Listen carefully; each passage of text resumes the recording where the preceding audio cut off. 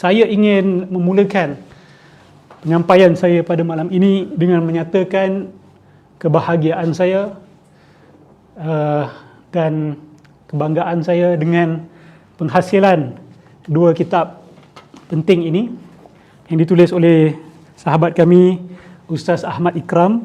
Buku ini ditulis oleh Ustaz Ahmad Ikram. Ikut gereja jadi Kristian, ikut Bible jadi Muslim.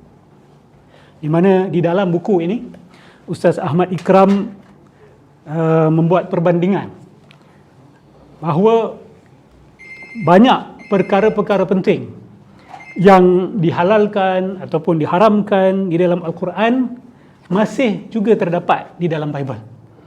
Okey, masih juga terdapat di dalam Bible. Jadi ini buku pertama. Selepas ni saya akan cerita tentang buku kedua, yang bagi saya buku kedua ini lebih, kita kata, berkaitan dengan apa yang selama ini saya sampaikan dan akan sampaikan. Buku ini harganya RM32. Sila sokong Sidang Kalam dan dapatkan buku ini daripada kami. Okey. Buku yang kedua juga berharga RM32. Tajuknya Penuhanan Jesus, Bagaimana Falsafah dan Batiniah berperanan ke atasnya. Maksudnya apa?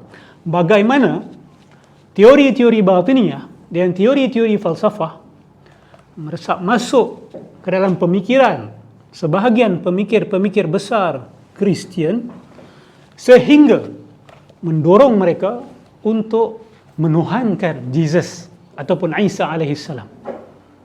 Dan teori yang digunakan untuk mengangkat Nabi Isa sehingga ke tahap Tuhan adalah teori Gnosticism, ataupun kalau dalam bahasa mudah kita boleh panggil sebagai Logos. Specifically adalah teori Logos.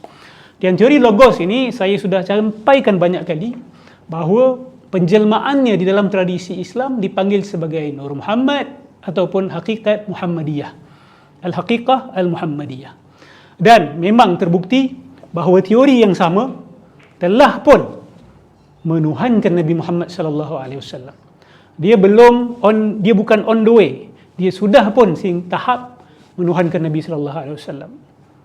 Dan di negara-negara Islam, dan saya tak payah cakap pasal negara lain, di Malaysia sendiri sahaja sudah terdapat beberapa perkumpulan orang-orang yang mengaku sebagai Muslim tetapi menyamakan Nabi Muhammad sallallahu alaihi wasallam dengan Allah. Okey, bahkan ada yang mengatakan bahawa Allah itu hanyalah nama pangkat Nabi Muhammad. Allah itu hanyalah nama pangkat Nabi Muhammad. Ada yang kata Nabi Muhammad itu sama, ada yang kata Nabi Muhammad ini bagaikan cahaya dan Allah Subhanahu Wa Taala itu bagaikan matahari. Ini semua boleh kita kaji di dalam sejarah agama Kristian. Apa yang kita buat sekarang ni, apa yang sebahagian umat Islam buat sekarang ni dengan teori Nur Muhammad dan Hakikat Muhammadiyah adalah pengulangan sejarah. It's just history repeating itself. Apa yang dilakukan oleh golongan Kristian kepada teologi mereka sehingga menuhankan Isa, itu jugalah yang dilakukan oleh sebahagian Muslim, sama ada mereka sedar ataupun tidak. Sama ada mereka sedar ataupun tidak, dia menuju kepada hujung yang sama, iaitu penuhanan Nabi Muhammad sallallahu alaihi wasallam.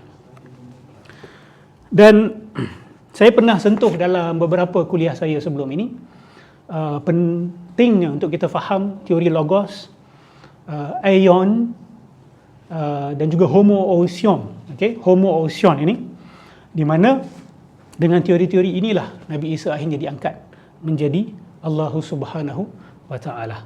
Jadi ini bukan teori kecil, ini bukan teori main-main. Dan batiniah ini, dia ada jelmaan yang berbeza di zaman kita. Okay? Dia punya isi sama, tetapi dia jelma dengan penjelmaan-penjelmaan yang berbeza, dengan nama-nama dan dengan label-label yang berbeza. Antaranya adalah sistem ataupun teori Ahad Ahmad Muhammad. Teori Ahad Ahmad Muhammad ini tidak jauh berbeza dengan apa yang disampaikan di dalam kitab ini dan apa yang dilakukan oleh golongan Kristian sehingga menuhankan Nabi Isa.